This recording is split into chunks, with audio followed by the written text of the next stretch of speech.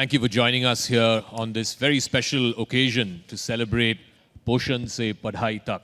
And I'm very glad and honored to have Shri Anilji, Dr. Rita, and of course Shubhra Chatterjee for joining us this afternoon to give us a sense of what is it that the Ministry of Women and Child Development is doing under Saksham Anganwadi and Poshan 2.0. So let me start with you, Anilji.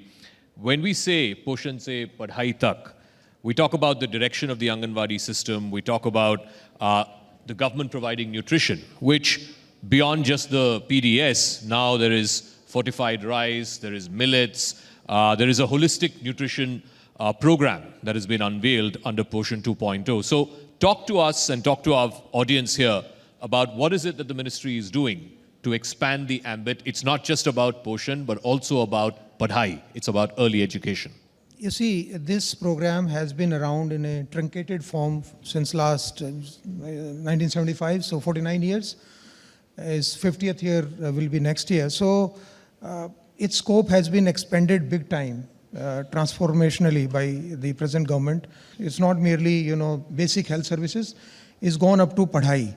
So the idea is that our Anganwadis, at the end of the day, they should also become joyful places of learning, where the children, the future generation of this country is prepared to enter the school system at a very prepared and mature stage. They are not found wanting, not only in terms of health and nutrition, but also in terms of basic learning. And that learning is stress-free and not based on any rote learning or anything of that kind. So our Honorable Minister last year launched this project Poshan Bhi or Padhai Bhi, both the things. Now, because it's a new step, so we will need to build the capacity of our organizations who are delivering it, basically our Anganwadi workers, helpers, and our supervisors and other persons involved in this massive program. So more than 2.5 million persons are involved. Now we have budgeted big time this year, next 2 years, more than 475 crores worth of budget for training. So this is going to be rolled out, is already started with NIPSED, our National Level Institute for Children's training programs. Another thing that we are doing is we are closing down mini Anganwadis. We had about more than 1 lakh of them earlier. They were having only one worker.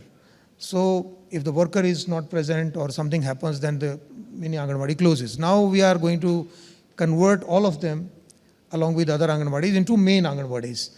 So every Anganwadi henceforth from April 1 will have 2 workers, Anganwadi worker and helper. So even if one falls sick or is not available, then this education program and nutrition programs don't suffer.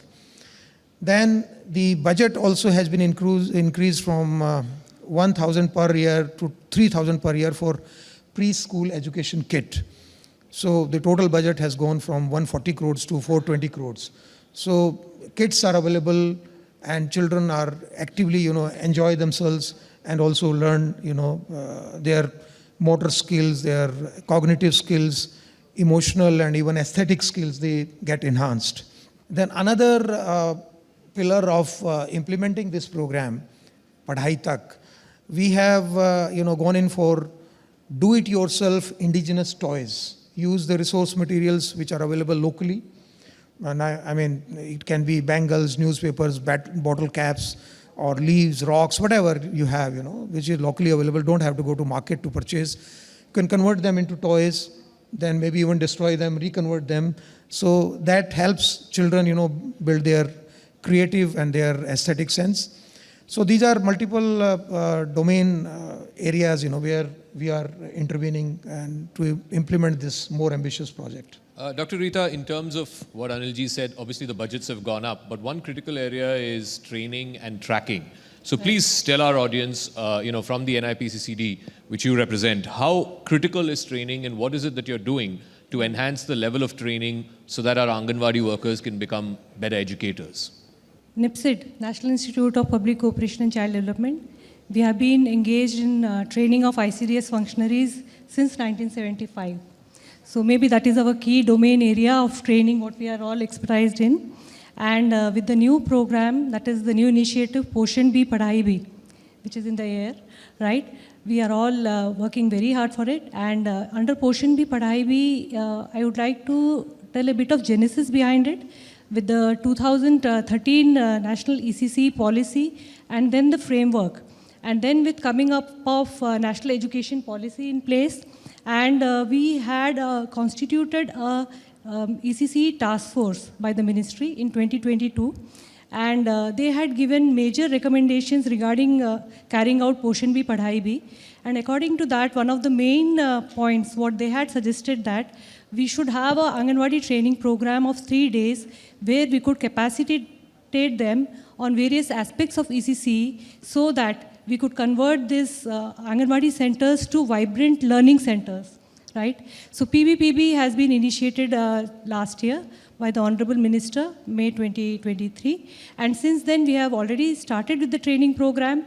And the training program, we are basically based at headquarters at Delhi, and we have our 5 regional centers. That is, we have a pan-India approach, and through our regional centers, we are capacitating all the ICDS functionaries on Poshan Bhi Padhai Bhi.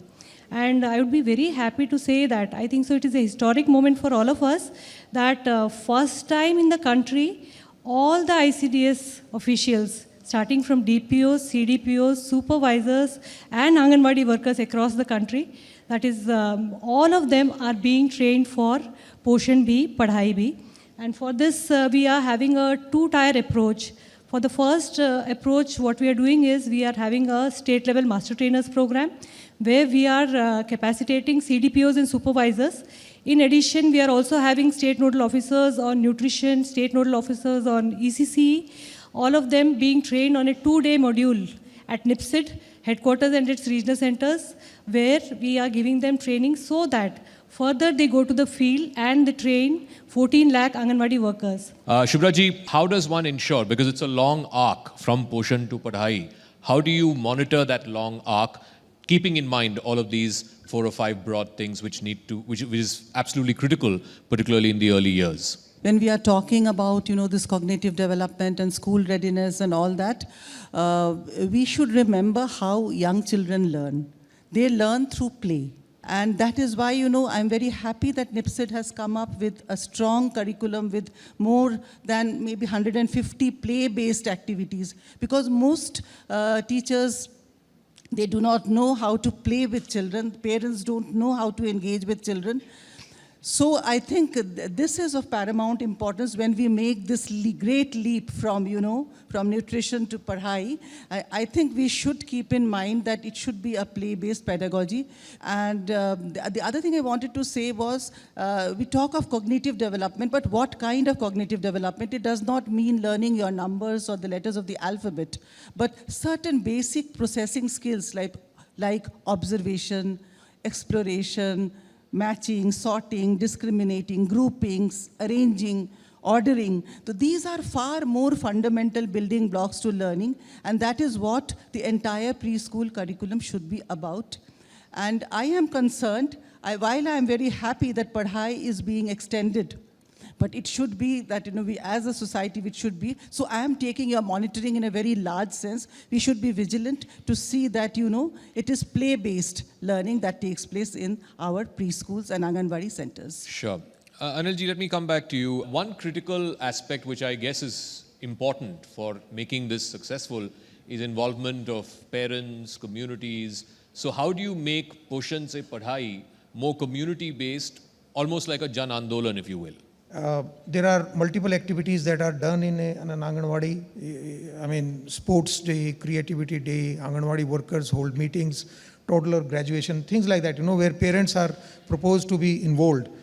Right now also they come there for nutrition and for immunization, multiple other things.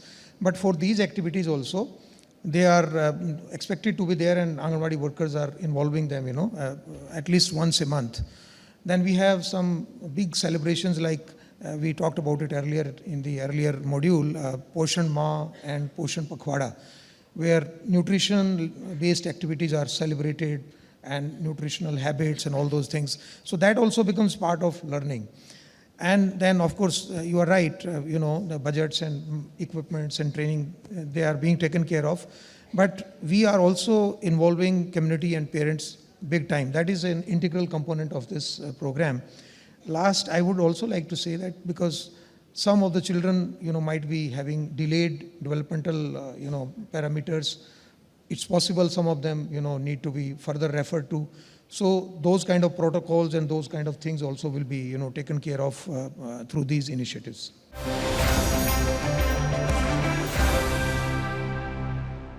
Dr. Rita, when we talk about, and Prime Minister talks about this quite a bit, about the demographic dividend in the Amrit Kal, tapping into the young population. If you were to realize India's full potential, one group of citizens that we need to sort of help and also them help themselves is the Divyang category. So please help our audience understand what is being done by the ministry, by the organization that you represent, in helping differently able Divyang people as to how they can also be part of mainstream and contribute to mainstream society. When it comes to Divyang children, I would like to say that at NIPSID, at headquarters, we have got child guidance centers, adolescent guidance service centers, which take care of Divyang children. And our ministry has already released the Divyang protocol, right, for Anganwadis. And we don't expect the Anganwadi workers, to exactly name the Divyangta or any other thing. But only what we expect them is to diagnose or to screen the children and at least identify symptoms which they could further refer it to health centers or other centers. And for that, we have got a disability screening schedule, which we'll talk about, which has many questions in it, nearly 21 questions. And by that, one can identify what are the symptoms. And further, the most important part is the referral part. So immediately, I think so now with Poshan 2.0 Padhai, every Anganwadi center will have a list of referrals. Exactly, if the Anganwadi worker knows even a bit about Divyangta, she can at least refer to further to the health center or the diet or other centers so that immediate actions could be taken. And mainly, it is very important in the 0 to 3 age group when she'll be going for home visits. Even if she can identify something in a very early stage, I think so that is very, very important for further delay, and that can be taken care of. And through Poshan 2.0 Padhai, we are now collaborating with NIMHANS. NIMHANS, they have given a video for us, on Palan, namely Palan. And through that video, we are capacitating all the ICDS functionaries regarding what is Divyangta, what are the type of disabilities, and how they can be at least screened at the Anganwadi centers so that further they can be referred. Shubhraji, these days, and there is no real urban-rural divide when it comes to this, that even rural children from low-income backgrounds are today used to and quite adept at using smartphones and mobile phones. And so their, early development is probably through the mobile phone. So how can Anganwadi workers equip themselves to be able to teach kids who are probably, these days, certainly in urban centers, kids seem to be 24/7 on mobile phones. But this is almost a universal problem, one would imagine. So how can this problem and this challenge be addressed? Technology is very powerful, and like any other powerful thing, it has a lot of capacity to do good and a lot of capacity to do harm. So on the right side, I would say that what we keep saying to parents also, to everyone, that it cannot substitute, technology can never substitute human interaction. Do not use it as a tool to make your child sit and eat her dinner or to do this task or do that task and make her dependable on technology. Use it by all means very carefully, but it is far more important to talk to your child, to engage with your child, to interact with your child, tell her stories yourself. Also then use technology, and the same goes with the Anganwadi worker. And as I have seen that Anganwadi workers are very savvy these days, they use technology well, and I think a lot of very good quality resources can be made accessible to them that they can use, but it should be used judiciously, what I feel. Anilji, what are the best practices that can be sort of replicated, and what is the ministry's focus on trying to develop a template of these successful and repeatable practices? The central government and all the state governments Budgeting is also joint, and basically state governments are actually the real implementing agencies. So every state is free, right now also they are having their own, local dishes, local, festivals, local ways of imparting basic services. So we have NIPSET, they are in the process of doing these studies. They keep on doing it already. And they are documented, and we have now a very good IT platform. We would leverage that, and we will share the best practices across all domains. We are leveraging the cartoon networks and the cartoon literature and technology in spreading the messages of nutrition, health, and even early education. So these kinds of interventions we are proposing to take up. So Dr. Rita, if you could elaborate a little bit more about content. I mean, Cartoon Coalition is one of it, but how is the content developed? How is it curated? And also, how do you guard against it not becoming over-dependence on technology? One of the things that Shubhra ma'am referred to, this over-dependence on technology. So how do you guard against that? At present, for Poshan 2.0, we have used both digital content, right? For training of Anganwadi workers, we have got nearly 40 videos so that it would be easy for their learning. But it does not mean that, they will be necessarily using it for the children. For the children activities, I think so there should be a mix of outdoor, indoor play, and it should be more with alphabets, language, number, and interacting with the child, one-to-one interaction. So basically it's like I can do, we can do, you do it all, and you can do it yourself. And when we have come up with the framework for Poshan Bhi Padhai Bhi, we have tried to incorporate each and every best practices of the state so that we don't miss out on anything. And for the last day, we have kept a session even left to the states, so that states have an intervention regarding the best practices, what they can share with all others, and the way forward further. So I think so training and capacity building is the key to any success of any program. Once we start capacitating our functionaries, I think so Poshan and Padhai, nutrition and education can together make a difference for converting these Anganwadi centers from Khichdi centers or Dalia centers to vibrant Anganwadi centers. Shubhra-ji, again, I come back to the point about how does one revive community-based learning, and what are the best practices that can be adapted to Anganwadi centers for encouraging more community-based learning? I think there is already provision. The ministry has recently sent out very detailed, guidelines on how to conduct ECCE days. They are primarily meant to, have more connection with the community. And I am talking from practical experience. In Uttar Pradesh, I have seen chaupals, ECCE chaupals, a few, and I was really amazed. The entire village was there, and it was almost like a festive atmosphere.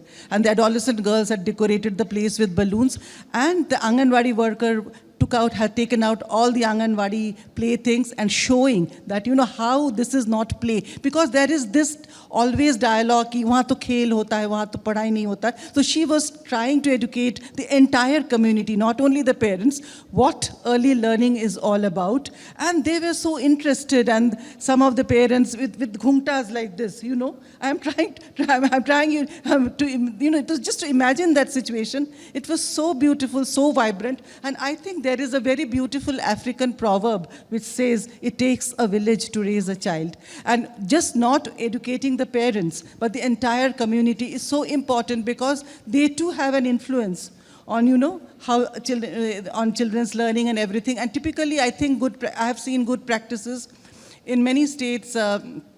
In Jharkhand, in West Bengal, in Maharashtra, where parents come and help the Anganwadi workers set up the activity corners with their old saris, the doll corner. And this another initiative that has been started by the ministry, I really like it, is revival of indigenous toys, indigenous games, and do-it-yourself toys. That can bring the community together. On that note, I'll give the final word to Shri Anil.